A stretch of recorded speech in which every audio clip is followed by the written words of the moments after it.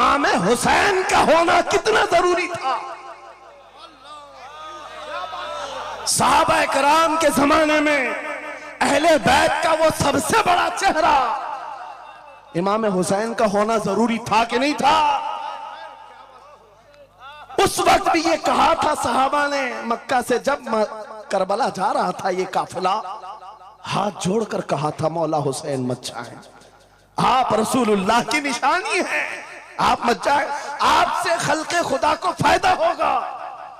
मेरे अजीजों, मैं ये बात आज कहता हूं, हमारी कोई वकात नहीं, हमारी कोई हैसियत नहीं जो ये समझता है अपनी कुटिया बचाने के लिए कि हमारे होने के बाद बहुतों का फायदा होगा। अरे इमाम हुसैन के होने से कितना फायदा होता, मगर उस हुसैन आजम ने ये नहीं देखा, बल्कि निकल करके उस मैदान में निहत्थे बच्चों के साथ चले आए थे और गर्दन भी कटा दी। ये समरा आज तक देखने को मिलता है। इस्लाम जिंदा होता है हर करबला के बाद। सुभान अल्लाह। इमाम हुसैन ने अजीम उस रुखसत पर नहीं अमल किया था, अजीमत का रास्ता इख्तियार किया, चले आए। उस वक्त भी सहाबा ने उनसे कहा था आपका होना बहुत जरूरी है, लेकिन इमाम हुसैन की नजर में यह बात थी रह लेंगे चंद साल, लेकिन लोगों के दिलों में जो नर्वसपन होगा, शरीयत की धज्जियां उड़ती हुई देख करके बड़े बड़े लोग खामोश हैं, तो आइंदा आने वाली नस्लें भी इसी तरह कंप्रोमाइज करती हुई चली जाएंगी। मेरे अजीजों, मैं आज खुल करके बताता हूं, मेरी पुष्ट पनाही करने के लिए बड़े बड़े उलमा मौजूद है, एक भी हुकूमत का कुत्ता नहीं है और ना ही जरूरत है। जब कभी पहली मर्तबा मैं तन्हा खड़ा था मुंबई की सरजमीन पर, हुजूर मोइनुल मशाइख मेरे साथ, उस वक्त भी साथ थे, आज तक है। और ये भी बात बताऊं, आपका मैं मुफ्ती होऊंगा लेकिन इनका बाबू, ये हमेशा एक ही बात, ये सारी चीजें मेरे साथ हैं, लेकिन फिर भी मैं खुल करके आपके साथ ये कहता हूं, बच्चे मेरे भी, बीवी, खानदान मेरा भी है, लेकिन एक चीज सताती है आज कि अगर आज आप सबकी बातें सुन करके हम भी कहें थोड़ा जी लेंगे, हम भी 10 साल 12 साल 14 साल जो जिंदगी मिल जाए जी लेंगे, क्योंकि इनको ना बोलेंगे तो छोड़ देंगे, आसानी से रहने देंगे। लेकिन एक नुकसान हम देख रहे हैं, कल को आने वाली नस्लें पूछेंगी, कल को आने वाली नस्लें पूछेंगी, जब नबी की शान में कुत्ते भौंकते थे हमारे बाप दादा रोटियां सेका करते थे, उनके दिलों में कौन सा ईमान होगा, उनके दिलों में कैसी बुज़दिली आ जाएगी।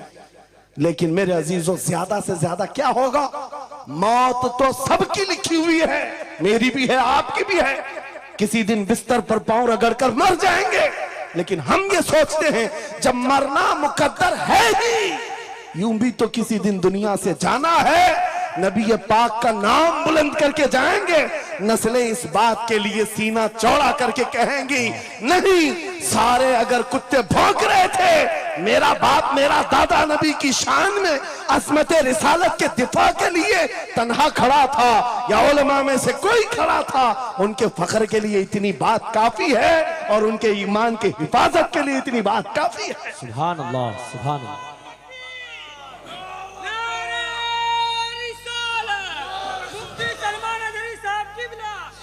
इस अज़मत रिसालत के लिए आपको क्या समझ में आता है, बहुत दिन हो गए हमारे आराम के, बहुत दिन हो गए सुकून के, नबी के नाम पर हमने रोटियां बहुत खाई, हुजूर की इज्जत पर क्या क्या नहीं मिला हमको, कौन से दिन तकलीफ आई है, कौन सी दिन तकलीफ आई है।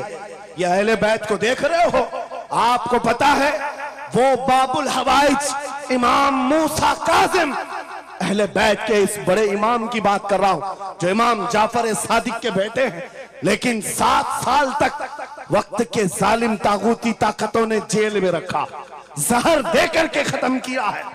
आपको पता है इमाम मोहम्मद बिन हसन अस्करी, जिनको जहर देकर के खत्म किया गया, अहले बैत था जिन्होंने 20-20 साल जेल काटी है, रसूलुल्लाह के शहजादे थे वो, रसूलुल्लाह की आल थे, आज तो लाखों में है, उस वक्त तो नबी के शहजादे चुनिंदा थे, पूरी दुनिया के वो मरकज थे, लेकिन जेलों में 20-20 साल गुजारे, किसी को 10 साल, किसी को 12 साल, किसी को 20 साल। आपको पता है इमाम मूसा काजिम को जंजीरों से भी मारा गया था, जंजीरों से। आप अपने बाप को मार खाता हुआ देख करके नहीं बर्दाश्त कर पाते। हमारे वो अजीम इमामों की बात कर रहा हूं, जिन्होंने मेरे नबी की शरीयत की दिफा के लिए जेलों की जिंदगी, हत्ता के रिवायत ये बताती है मौला इमाम मूसा काजिम का जनाजा भी जेल से निकला।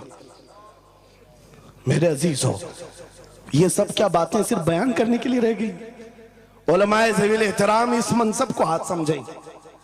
आज ज्यादा से ज्यादा यही होगा।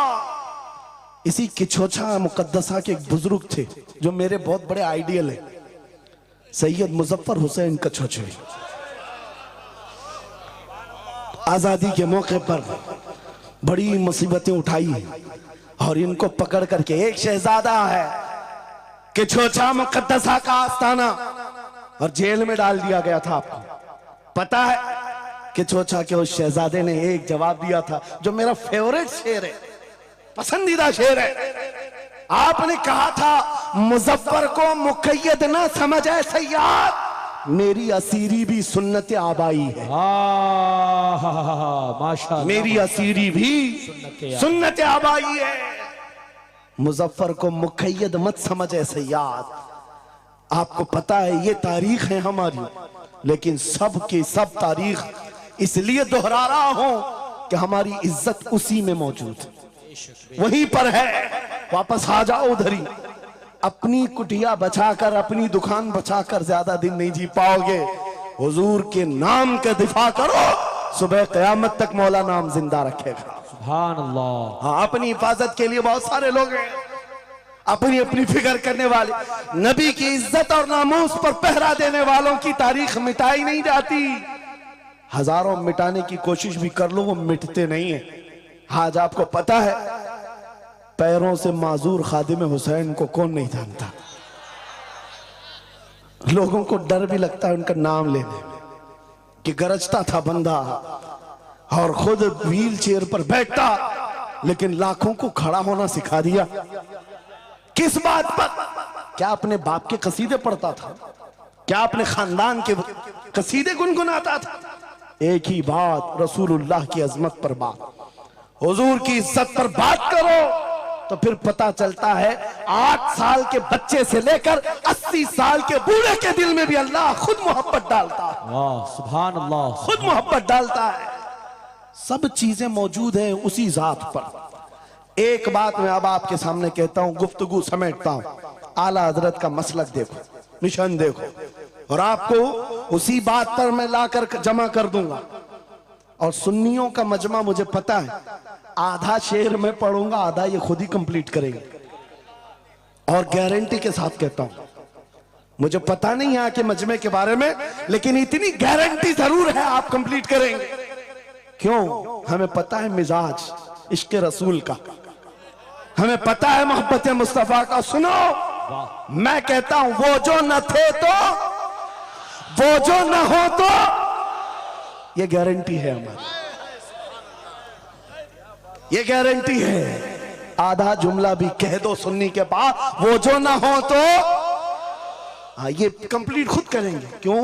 ये अकीदा भी है, ये ईमान भी है, ये हमारी जान भी है। वो जो ना हो तो। अब सुनो मेरे अजीजों, जब तुम्हारा दिल पुकार कर कह रहा है वो जो ना हो तो, हमारे नाम के साथ वो जो ना हो तो, हमारी जिंदगी में वो जो ना हो तो, हत्ता के कब्र में चले जाओ, बहुत सारे जवाब दे दें, तुम्हारा रब कौन, तुम्हारा दीन क्या। मेन सवाल तो यही होगा, मा कुंत तक़ूलु फी हक़्क़ि हाज़ा रजुल। बल्कि बात सही अहादीस में मैं कह रहा हूं, एक ही सवाल का जिक्र भी आया है, कब्र में एक सवाल का जिक्र भी आया है, और फरमाया गया सिर्फ एक सवाल ये होगा, बता इस रसूल के बारे में क्या कहता था। वाह, बोलना पड़ेगा, बोलना पड़ेगा। फिर मैं पूछता हूं, कब्र में भी वो जो ना हो तो कुछ ना हो। जब तक नहीं बोलोगे आगे नहीं बढ़ेगी गाड़ी, वरना फंसे रह जाओगे। वो जो ना हो तो चलो कब्र की जिंदगी खत्म हो गई, हशर में आ गए, हशर के मैदान में आ गए। लेकिन यहां पर भी क्या मसला है? खलीलो नजी मसीहो सफी सभी से कहीं कहीं ना बनी। खलीलो नजी मसीहो सफी सभी से कहीं कहीं ना बनी। ये बेखबरी की खल्क फिरी कहां से कहां तुम्हारे लिए। वहां पर भी सबके पास फिर करके आती है कौम उसी मोहम्मद रसूलुल्लाह के पास आए। और शफाअत शुरू कहां से हुई? रसूल पाक से शुरुआत हुई और उसके बाद इख्तिताम तक मेरे आका फरमाते हैं कयामत के दिन मेरी हालत ये होगी, मेरे कंधे पर चादर पड़ी होगी और वो कभी खसक खसक कर गिर रही होगी। एक हाथ से मैं अपनी चादर संभाल रहा हूंगा और दूसरे हाथ से अपने उम्मतियों को पकड़ पकड़ कर जन्नत में ले जा रहा हूं। ये मैदान कयामत की बात है। फिर पूछता हूं महशर में भी वो जो ना हो तो, कयामत के मैदान में भी वो जो ना हो तो। अरे तुम्हारी अजान कंप्लीट होती है, अजान में भी वो जो ना हो तो। नमाज में भी जब तक सलाम नहीं भेजोगे, नमाज में भी वो जो ना हो तो कहीं पर भी बच नहीं सकते। इसीलिए आला हजरत ने कहा था बखुदा खुदा का यही है डर, नहीं और कोई मफर मकर। जो वहां से हो यही आके हो, जो यहां नहीं तो वहां नहीं। जब तुम्हें समझ में आ गया वो जो ना हो तो कुछ ना हो, वो जो ना हो तो, वो जो ना हो तो, जब तुम्हारा यकीन है। अब सुनो बरेली का इमाम क्या कहता है, ऐ सुन्नी जवान आज ले उनकी पनाह, आज मदद मांग उनसे, आज ले उनकी पनाह, आज मदद मांग उनसे। कल न मानेंगे कयामत में अगर मान गया। आज आना है तुम्हें वहीं पर। मेरी गुफ्तगू का खुलासा यही है, मेरी गुफ्तगू का लुब्बे लुबाब यही है। आ जाओ उस कदम पर जहां से बिलाल हबशी को काबे की छत पर पहुंचाया गया। आ जाओ उस कदम पर जहां पहुंचने के बाद खत्ताब का बेटा अमीरुल मोमिनीन उमर इब्ने खत्ताब बना। हजरत उमर खुद कहते हैं मेरी हैसियत इतनी थी, मैं खत्ताब का बेटा, बचपन में 2 बकरियां मुझसे नहीं संभलती। लेकिन एक वक्त आया हजरत उमर 36 लाख स्क्वायर किलोमीटर पर तनहा हुकूमत करते थे। मिस्र, इराक, यमन, शाम, फिलिस्तीन, ये आज का सऊदी अरब हजरत उमर की निगरानी में था। हजरत उमर कहते हैं आज इतने बड़े खित्ते पर उमर की निगरानी है, इसलिए नहीं कि खत्ताब का बेटा उमर है, इसलिए कि मोहम्मद अरबी का गुलाम उमर है। वो जो ना हो तो मेरे अजीजों, जितनों ने इज्जत पाई है उस कदम से पाई।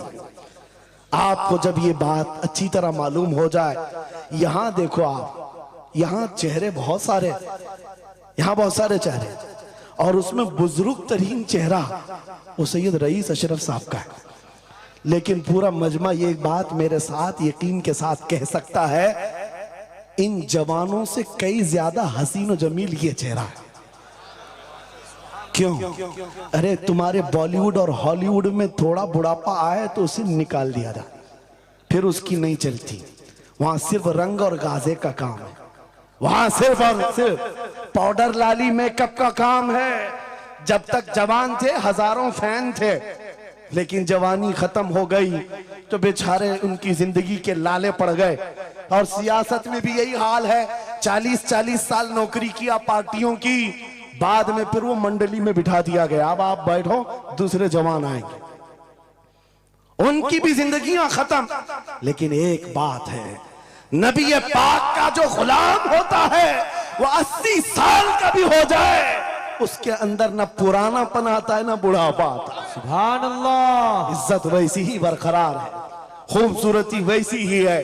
80 साल का हो कि 90 साल का हो। अरे 75 साल की उम्र में हमने हुजूर ताजुल शरिया को देखा है, और जिन आंखों ने उन्हें देखा होगा वह इस बात की गवाही देते हैं, 1 लाख खूबसूरत जवानों को एक तरफ रखो और एक तरफ ताजुल शरिया, और देखने वाले की निगाहों को टटोल कर देखना वो 1 लाख की तरफ नहीं, इस 75 साला उस अजीम हुस्न को देखने में मां होगा जो हुस्न पाउडर और लाली का नहीं है, इश्क मुस्तफा से मिला हुआ है।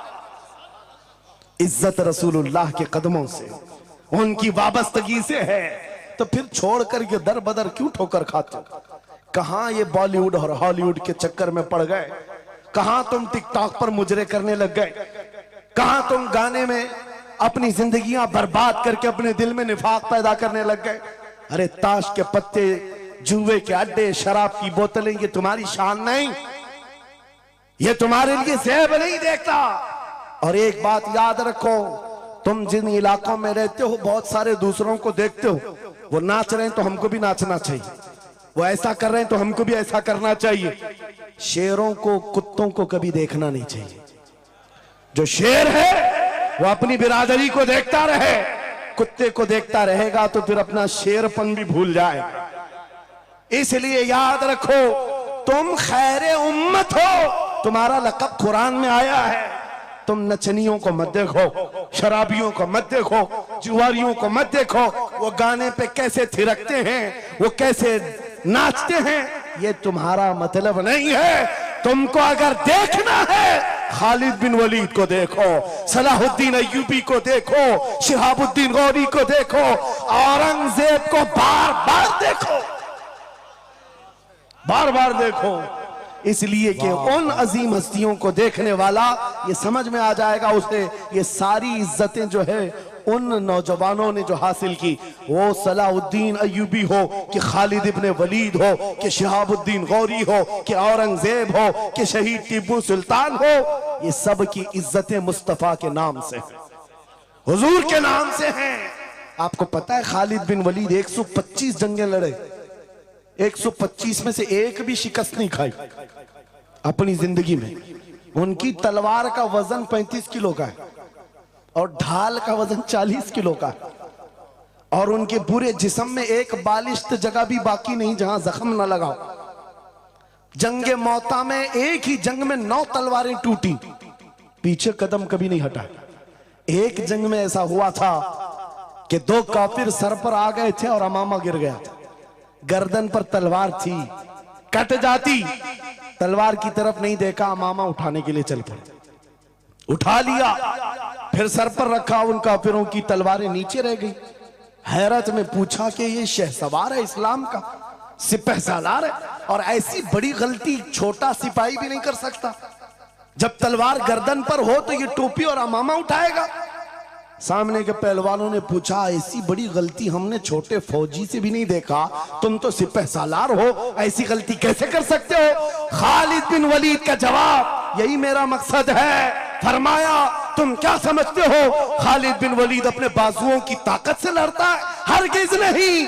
इस अमामे में मेरे रसूल पाक के 3 मुँह मुबारक हैं। माशाअल्लाह।